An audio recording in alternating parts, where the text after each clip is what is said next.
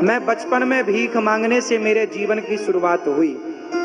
जैसे ये बड़ा गांव है, ये बड़ा गांव तो बड़ा है, नाम ही इसका बड़ा है। मैं तो एक छोटे से गांव से हूँ। मेरा जन्म भी मध्य प्रदेश का है, जबलपुर जिला, रेौंझा गांव। एक छोटे से गांव का हूँ मैं बचपन में भीख मांगने जाता था गांव में, सबके घर भिक्षाम देही भिक्षाम देही।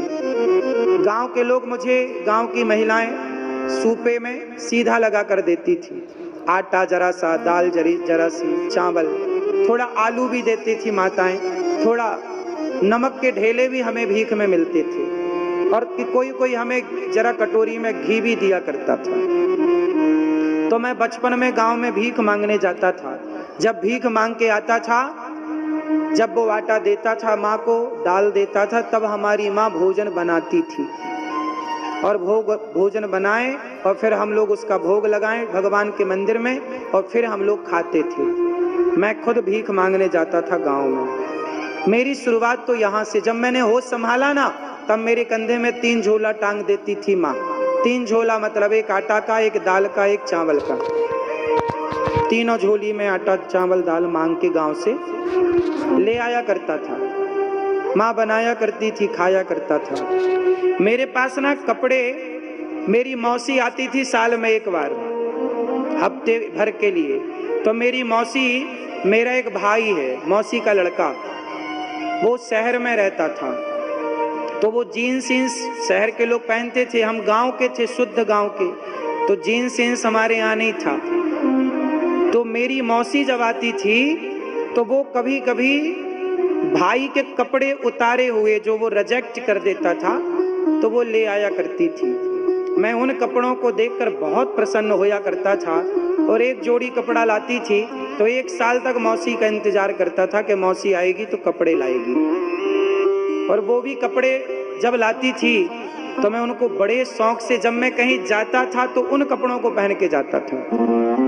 हमारे पिताजी साल में 1 बार कपड़े दिलाते थे। मैं पैंट पहनता था बचपन में, तो दोनों पीछे छेद हो जाते थे, इतने बड़े बड़े घिस जाते थे, मतलब चड्डी दिखने लग जाती थी पैंट से, शरीर ढकता ही नहीं था। ये गरीबी है। ऐसे कपड़े मैंने बचपन में पहने। जीन्स पहनने को मैं तरसता था, महंगा आता था, पिताजी दिला नहीं पाते थे, गरीबी जरूरत से ज्यादा थी। ऐसे हाल में मैंने अपना बचपन गुजारा है। एक रुपए की कीमत क्या है। जब मैं भीख मांगने जाता और जरा चावल के 4 दाने गिर जाते थे ना, मैं उन्हें समेटा करता था। 4 दाने की कीमत क्या है, मेरे से बेहतर शायद आप भी ना जानो। गरीबी सब कुछ कराती है साहब। देने वाले किसी को गरीबी ना दे, जान ले ले मगर बदनसीबी ना दे। ऐसी गरीबी में हमारे पिताजी मंदिर में एक पुजारी थे।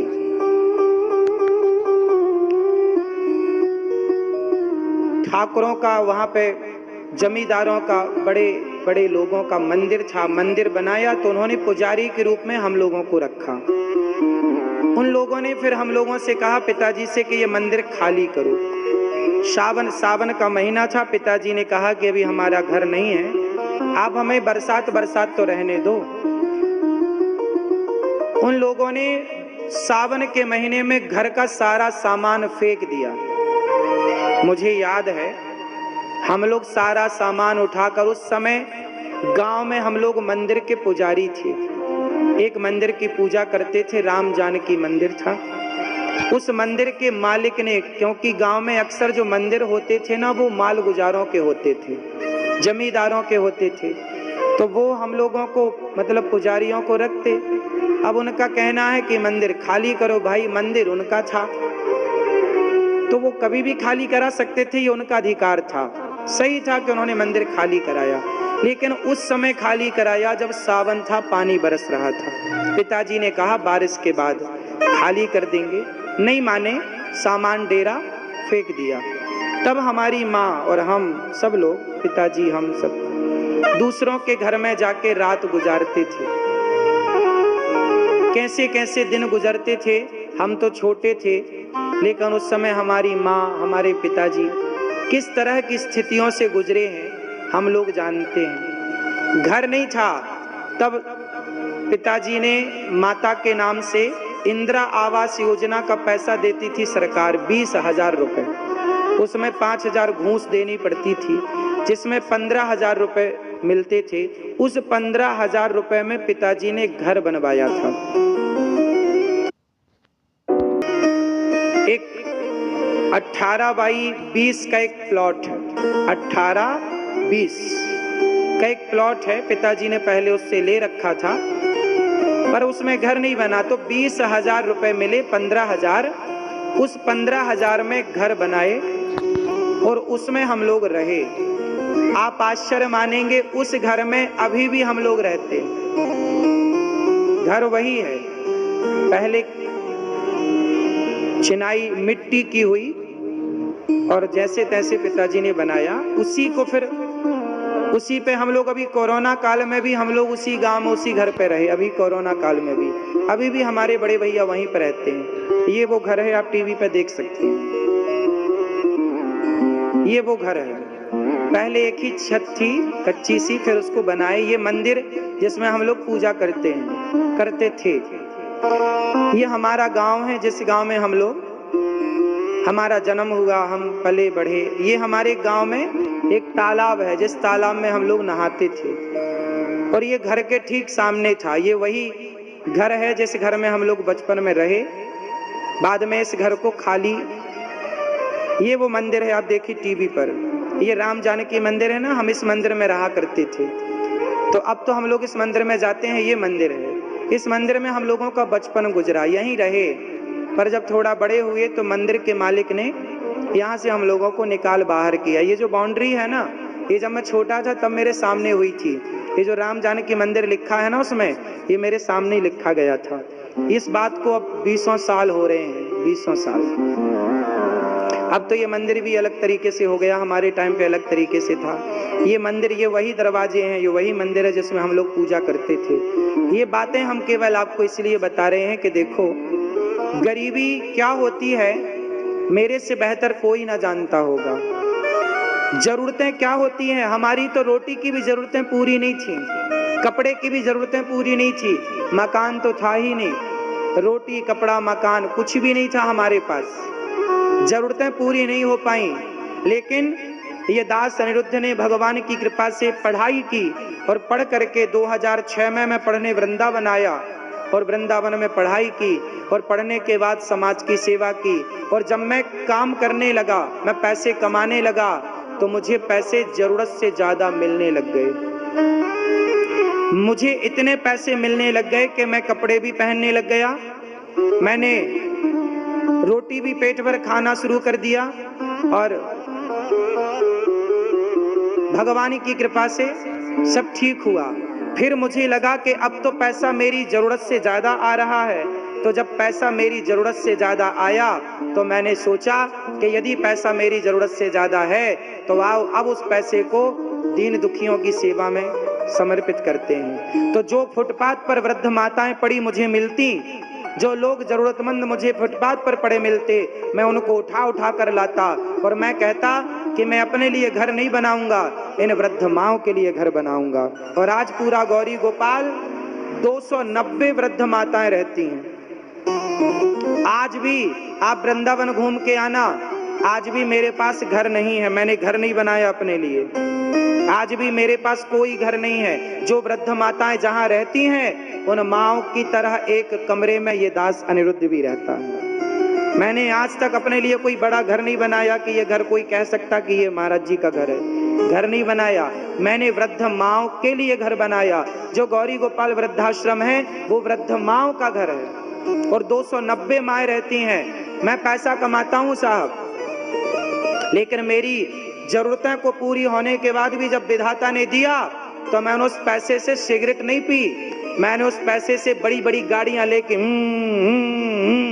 घमंड नहीं दिखाया, मैंने उस पैसे से शराब नहीं पी, मैंने उस पैसे से उन बेसहारा माँओं को सहारा दिया, क्योंकि मुझे पता है कि घर से कोई आपको निकाल दे तो उसकी पीड़ा क्या होती है, जब कोई आपको घर से निकाले तो तकलीफ क्या होती है।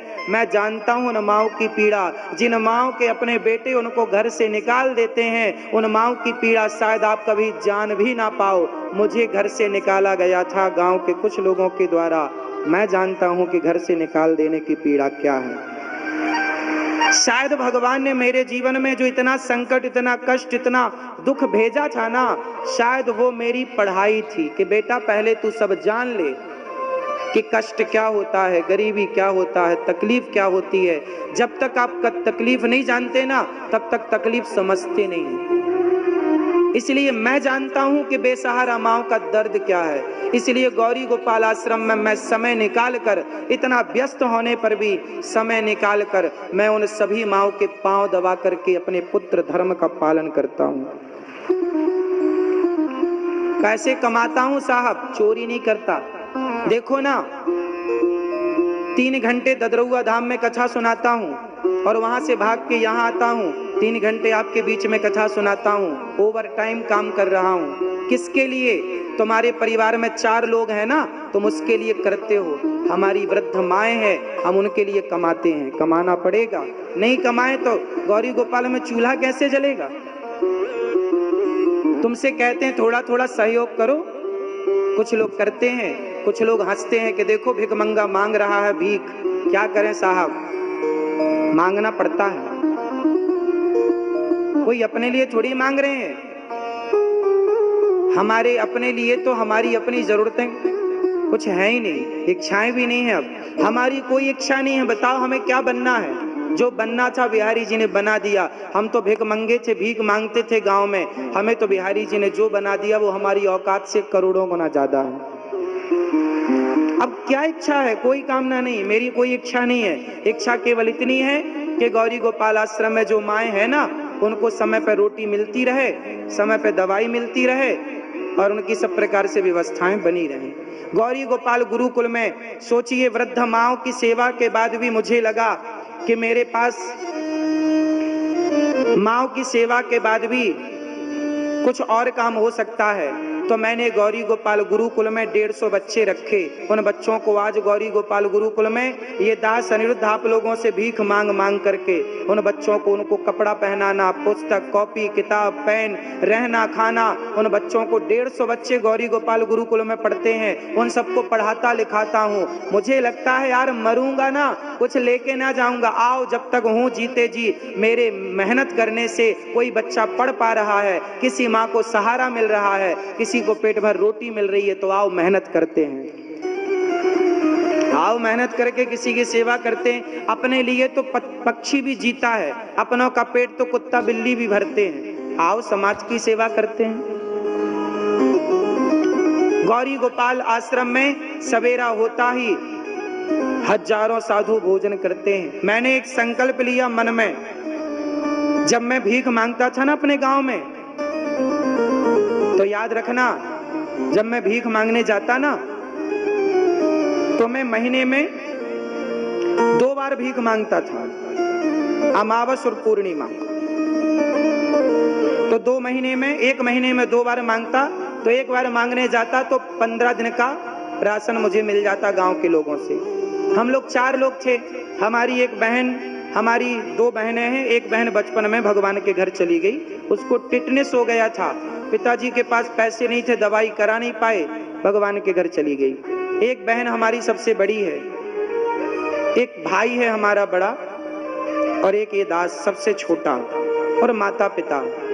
तो 4-5 लोगों का परिवार, 5 लोग थे। 5 लोगों के लिए कितना राशन था। गांव में मांगने जाते तो 15 दिन का गुजारा हो जाता। रहे हैं, चाह रहे हैं तो हो रही। तो ये मेरे करने कराने से नहीं, ये भगवान चाह रहे हैं इसलिए हो रहा है। इसलिए आप जो सहयोग करते हैं वो भगवान की प्रेरणा से करते हैं। आपको भगवान प्रेरणा देंगे तो आप भी 2 रोटी का सहयोग करोगे, और आपने यदि सहयोग नहीं किया तो समझ लो कि भगवान ने आपको अभी प्रेरणा नहीं दी। भगवान खुद आपके अन्न को स्वीकार करना नहीं चाहते। भगवान सबसे लेते भी नहीं है साहब, सबका अन्न धर्म से नहीं जुड़ता। बोलो हाँ। सबका धन धर्म से नहीं जुड़ता। ये तो बड़ी कृपा है गौरी गोपाल भगवान की कि वृंदावन में गौरी गोपाल में सवेरे से हजारों संत आते हैं और सभी संतों की सेवा का अवसर मिलता है। तुम्हारे द्वारे पर कोई संत आ जाए, तुम्हारे द्वारे पर कोई भूखा आ जाए तो ये समझ लेना भगवान की कृपा है कि आज तुम्हारी रोटी को, तुम्हारे अन्न को भगवान पवित्र करना चाहते हैं कि उसको खिलाओगे तो अन्न धन पवित्र होगा। तो गौरी गोपाल आश्रम की सेवाएं इतनी विशाल हैं, इतनी सेवाएं हैं और भगवान की प्रेरणा से सब कार्य हो रहा है। आप लोग ये ना समझें कि सब कुछ है, कैसे है। मेहनत तो तुम्हारा बेटा भी कर रहा है, तुम्हारा छोरा भी दिन रात मेहनत कर रहा है। तुम्हारे छोरे की आयु कितनी है? तुम्हारा बेटा कितने साल का है? तुम्हारे बेटे के बराबर कहीं मैं हूं। मैं अभी 34 साल का हूं, 34 रनिंग चल रही है, 34 33 साल कंप्लीट होके सितंबर में 34 चालू हुआ। ये दास अनिरुद्ध 34 साल का है। मेरी उम्र के तुम्हारे बेटे होंगे, मेरी उम्र के तुम्हारे पोते होंगे, दादाजी जितने यहाँ बैठे हैं। हाँ या ना? मेरी उम्र 34 साल है। इस 34 साल की उम्र में ये दास अनिरुद्ध जितनी मेहनत करके समाज की जितनी सेवा कर रहा है, आपके बेटे भी इतनी मेहनत करके समाज का पैसा कमाना बड़ी बात नहीं है। पैसे का सदुपयोग करना बड़ी बात है। क्यों मेरी माँ? सही जगह खर्च करना बड़ी बात है। आजकल के लड़के बड़े गांव में भी इतने लड़के हैं, सब कमा रहे हैं। आपके बच्चे भी पैसे कमा रहे हैं, पर वो कमा के 500 रुपया की शराब पी जा रहे हैं। हाँ या ना? कमा के वो 1000 रुपया का मुर्गा खा जा रहे हैं। कल एक छोरा बोल रहा था परसों नरसों के मांस खाने से सेहत बनती है। मेरे को पढ़ा रहा था वो, यही छोरा। तो ये तुम्हारी औलादें हैं, मांस खाने का फायदा मुझे बता रहा था वो। तो ये तुम्हारी बच्चे, वो भी लगभग मेरी उम्र का था।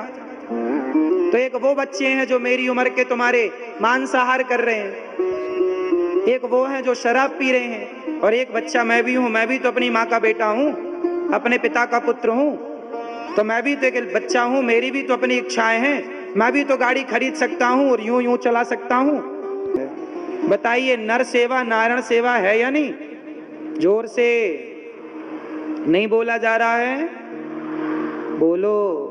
नर सेवा। एक दिन मैंने सोचा कि देखो, बकरा मरता है ना, बकरे के चमड़े का तबला बन जाता है। ऊंट मरता है, ऊंट के चमड़े का जूता बन जाता है। लेकिन मैं मरूंगा तो मेरे चमड़े का तो जूता भी नहीं बने। मेरा चमड़ा मरने के बाद काम नहीं आएगा। आपका चमड़ा काम आएगा? क्यों मैया? हमारा चमड़ा काम नहीं आता, लोग जला देते हैं। हमारा चमड़ा मरने के बाद काम नहीं आएगा। तो मुझे लगा जब मरने के बाद काम नहीं आना, तो आओ इस शरीर से जीते जी राष्ट्र की, समाज की सेवा करें, दीन दुखियों की।